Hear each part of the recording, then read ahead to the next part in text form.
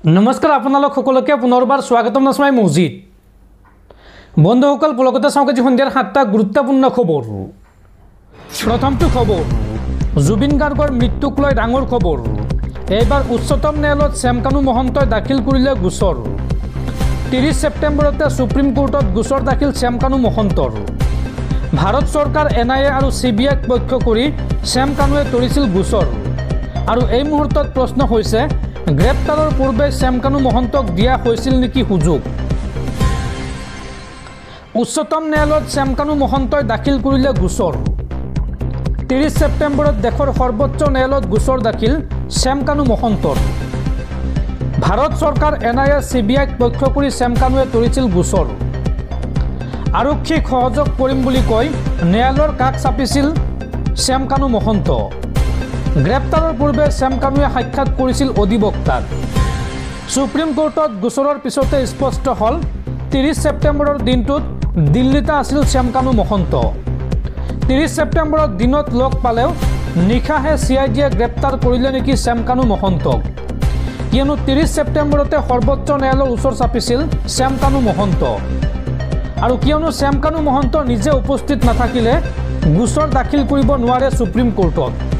সেয়ে শ্যামকানু মহন্ত 30 তাৰিখে দিনত দিল্লীত থকাটো 90% সঁচা।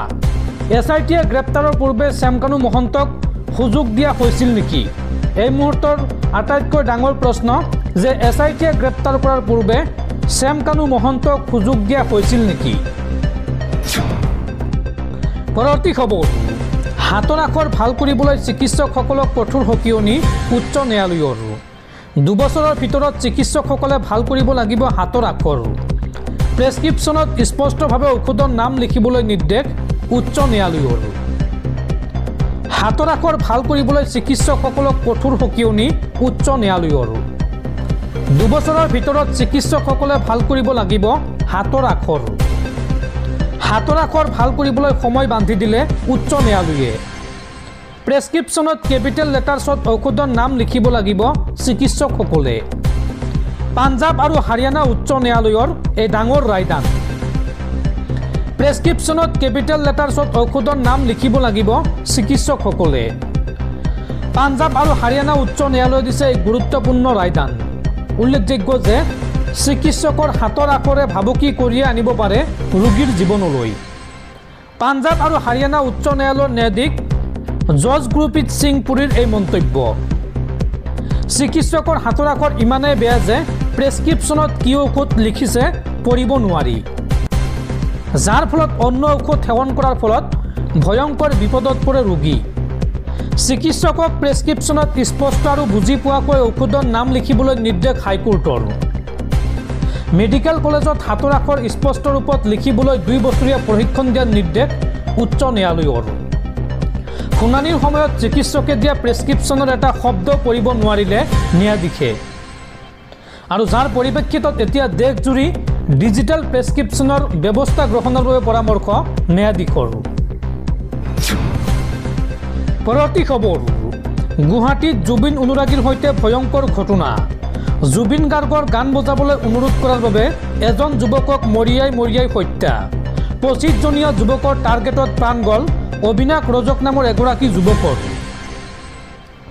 জুবিনৰ গান বজাবলৈ কোৱাটোৱে কাল হ'ল নেকি অনুৰাগীৰ? গুৱাহাটী মহানগৰীত জুবিন অনুৰাগীৰ সৈতে ভয়ংকৰ ঘটনা। গুৱাহাটীৰ বামুণী মৈদামত জুবিন অনুৰাগীক মৰিয়াই হত্যা। দলবদ্ধ আক্ৰমণত প্ৰাণ গ'ল অবিনাশ ৰজক নামৰ যুৱকজনৰ। ৰেলৱে কলনীৰ কালিবাৰী জাগৃতি সংঘৰ দুৰ্গা পূজা মণ্ডপত এই ঘটনা।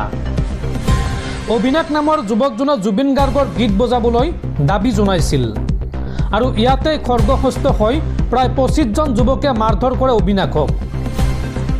সুজিত চৰকাৰ আৰু ৰাতুল বৰা নামৰ 2 যুৱকৰ নেতৃত্বত প্ৰহাৰ কৰাৰ অভিযোগ এই যুৱকজনক।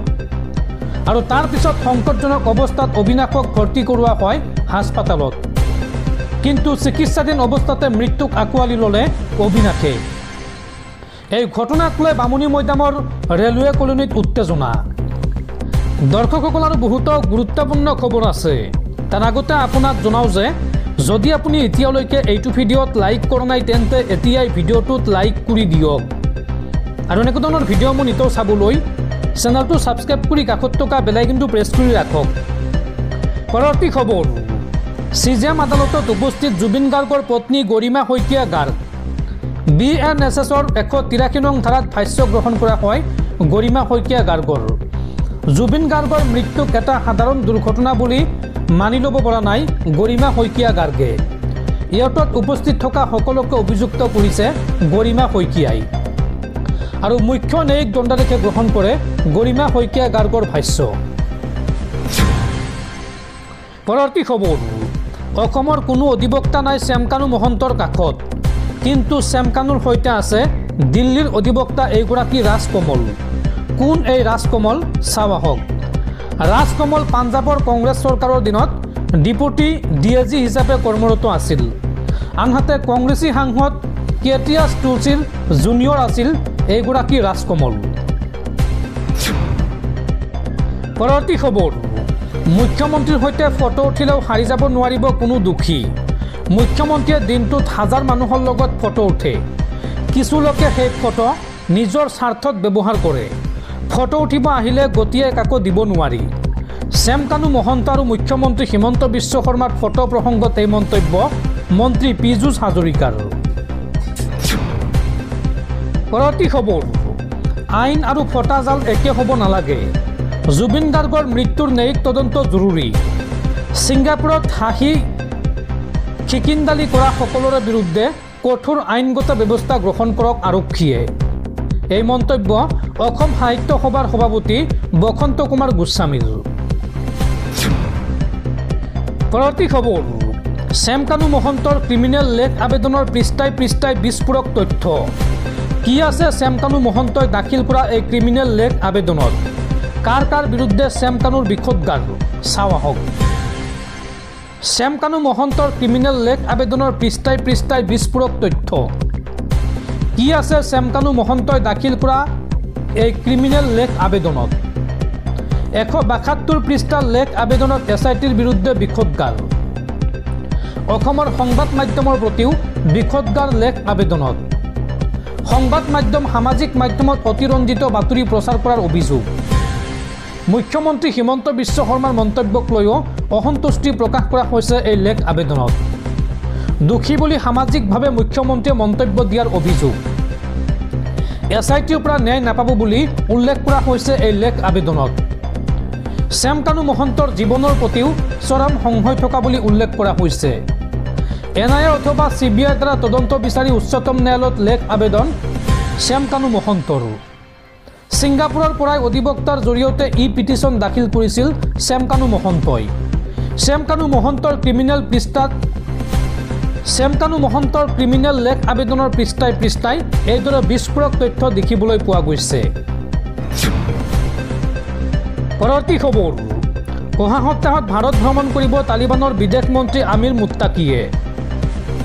আফগানিস্তানৰ গণতান্ত্ৰিক চৰকাৰৰ পতন ঘটাই তালিবানে শাসনভাৰ নিজৰ হাতলৈ অনাৰ 4 বছৰৰ পাছত অহা সপ্তাহত তালিবানৰ বিদেশ মন্ত্ৰী আমিৰ খান মুত্তাকিয়ে ভাৰত ভ্ৰমণ কৰিব। 2021 চনৰ 15 আগষ্টত তালিবানে কাবুল দখল কৰাৰ পিছৰে পৰা অত্যাৱশ্যকীয় ঔষধ আৰু কৃষিজাত সামগ্ৰীৰ অভাৱত ভোগা আফগানিস্তানৰ বাবে সাহায্য বিচাৰি এই ভ্ৰমণ কৰা হ'ব বুলি বিশেষ সূত্ৰই জানিবলৈ দিয়ে।